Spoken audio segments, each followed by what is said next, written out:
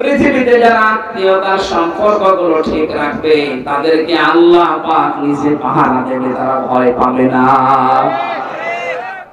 যারা বোনের সম্পদ, ভাইয়ের সম্পদ ফাঁকি দেন, চাচার সম্পদ, ফুফুর সম্পদ জোর করে লিখে নেন, তাদের মনের ভেতর একটা অজানা ভয়, না জানি কখন কে কোন কথা বলে ফেলে।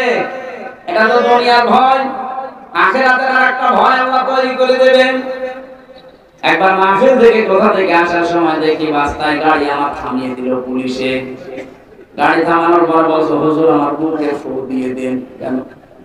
ডিউটি করছিলাম, হঠাৎ তাল গাছের ভেতরে কি যেন নড়ে উঠলো, আমি ভয় পেয়ে গেছি। তাল গাছের ভেতরে বাদুর, ইঁদুর নড়ে ওঠে আর ভয় পায়। ভয় তো পাবে, কারণ তো মানুষকে ঠকিয়েছে। যারা মানুষকে ঠকাবে না, আত্মীয়তার সম্পর্কগুলো ঠিক রাখবে, এই মানুষগুলোর ভেতর থেকে আল্লাহ ভয় দূর করে দেয়। কথা বুঝতেছে? আজ এখানে হাজারো পুরুষ মানুষ আমরা নিজের স্ত্রীর কারণে আজ রক্তের সম্পর্কগুলো ঠিক রাখতে পারি না। নিজের ভাইয়ের সাথে সম্পর্কটা ভালো রাখা যায় না, তার যে হক আমি আদায় করতে পারি না, আমার বোনের যে হক আমি দিতে পারি না, ওই বোর কারণে ওর মন খারাপ হয়, পেঁচার মতো মুখ করে বসে থাকে। এরকম বউ আছে কার হাত তোলেন তো? একটা দোকানে আমার মনে হয় ওই জানলা দিয়ে কার বউ দেখছে, এই কারণে ভয় পাচ্ছে। আপনাদের কোনো ভয় নেই। হ্যাঁ, মহিলারা দরজা বন্ধ করে দেন, আপনাদের কারণে হাত তুলছে।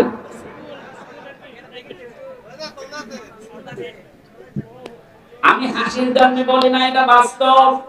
নবীজি বলেন, কোন স্ত্রী যদি চায় যে আমার স্বামী বেশি দিন দুনিয়ায় বেঁচে থাক, তার হায়াত বেড়ে যাক, তার সম্পদ বেড়ে যাক, তার সম্মান বেড়ে যাক, সে যেন আত্মীয়তার সম্পর্কগুলো ঠিক রাখার জন্য স্বামীকে তাগিদ দেয়। এরকম বউ দেশে কম না? আমার মনে হয় জরিপে 100 জনের 98 জনই ফেল। কথা বলে গেল রাসূলের স্ত্রী সাক্ষী দিচ্ছে, হ্যাঁ নবী আপনি ভয় পাবেন না, আপনি জীবনে আত্মীয়তার সম্পর্ক নষ্ট করেন না। আজ নিজের স্ত্রী, সন্তান, মেয়ে, ছেলে এদেরকে সুখে রাখার জন্য ভাইয়ের জমি ফাঁকি দিলেন, বোনের জমি ফাঁকি দিয়ে মেরে দিলেন, অথচ এই মানুষগুলো যে পাপটা হয়ে গেল, এই পাপের বোঝা ওরা কেউ নেবে না, সব আপনাকে বহন করা লাগবে। কামাই করছেন ওদের সুখের জন্য, কিন্তু পাপের ভাগ শুধু আপনার নিজের জন্য। এরকম পাগল দুনিয়ায় আমরা আছি। এই পাগলামি আমরা করবো না। বউ যদি না থাকে, না থাক, আরেকটা বিয়ে করবো।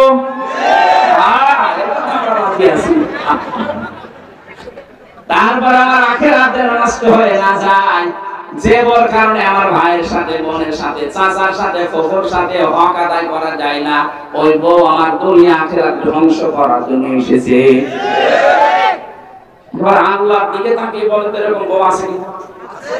দেখো, হাত তোলেন, আমি একটু দেখে দোয়া করব।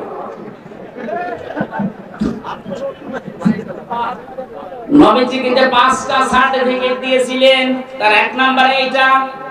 আজ এখানে হাজারো স্বামী আমরা যারা বসে আছি, আমার তো মনে হয় আমাদের স্ত্রীরা এই সার্টিফিকেট আমাদেরকে দেবে না, কারণ আমরা নিজেরা এগুলো নষ্ট করছি।